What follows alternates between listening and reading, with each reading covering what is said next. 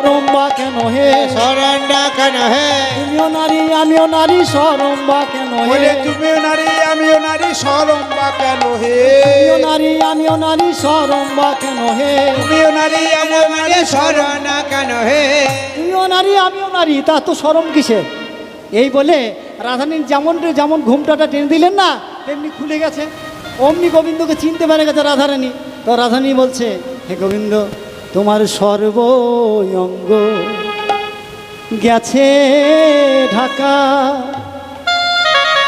যাই নাই শুধু নয়ন বাঁকা, আর সর্বঙ্গ গেছে ঢাকা, যায় না ইহার নয়ন বাঁকা।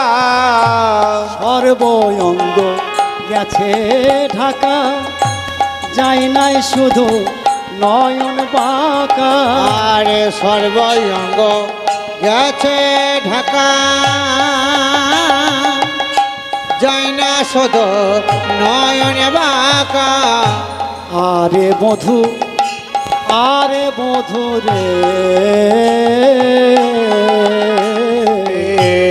আরে বধূ, আরে বধূ, আরে বধূ রে।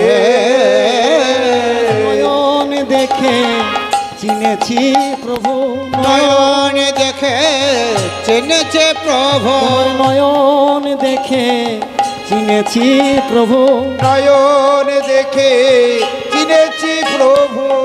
তাই তোমার সর্বঙ্গ ঢাকা আছে, কিন্তু তোমার যাই নাই শুধু নয়ন বাঁকা। আমি তোমার নয়ন দেখে চিনেছি হে গোবিন্দ। আমি আমার জন্য তুমি আজ মালিনীর বেশ ধরেছ।